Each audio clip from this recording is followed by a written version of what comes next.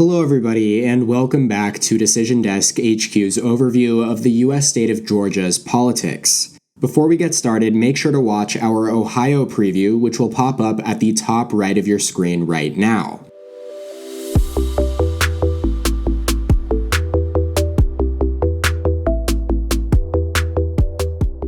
Prior to the 2016 presidential election, Georgia had long been considered a Republican stronghold. Trump won Georgia by 5.09% in 2020, a smaller margin than Mitt Romney's 7.82% in 2012, and even John McCain's 5.2% in 2008.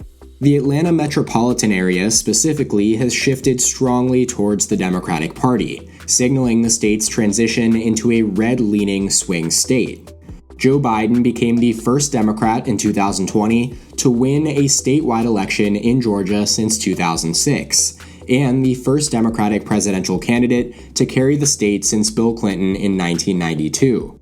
It was also the first time since 1992 that Georgia had voted more Democratic than neighboring Florida, and the first time since 2000 that it voted more Democratic than also neighboring North Carolina.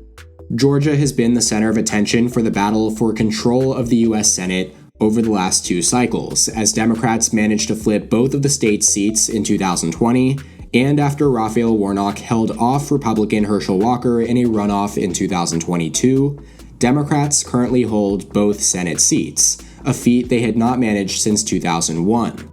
Republicans do, however, maintain a majority of the state's House delegation, and have held the governor's office since 2002.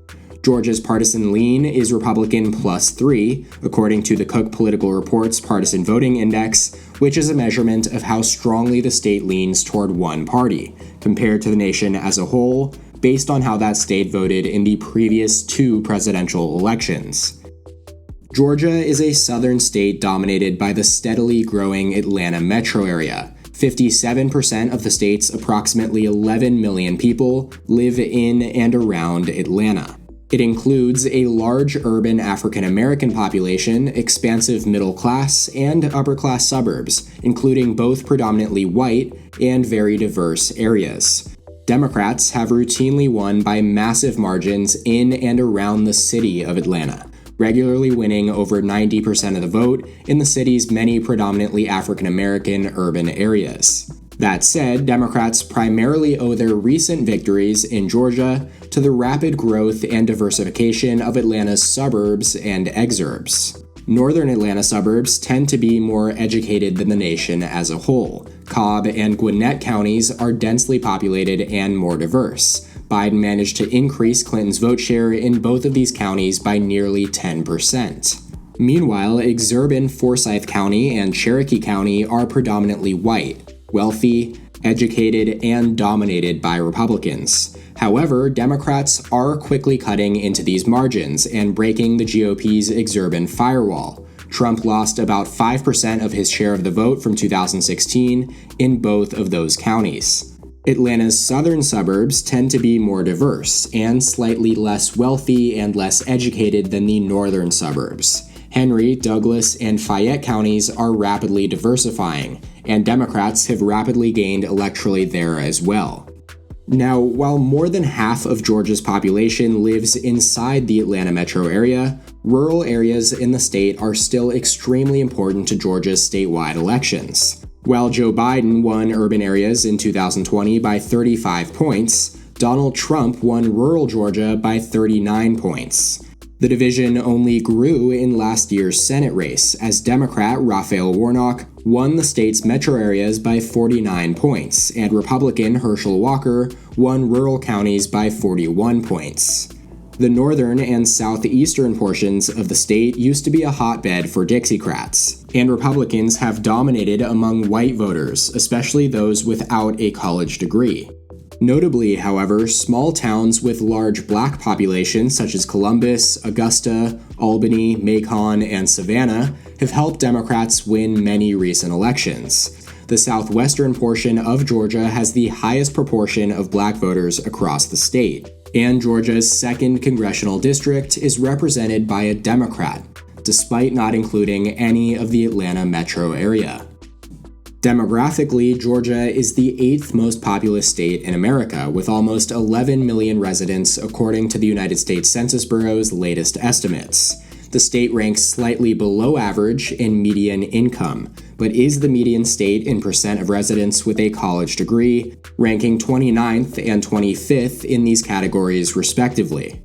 Georgia is a traditional southern state in that it has a population that is predominantly white and black, and is much more diverse than the nation as a whole.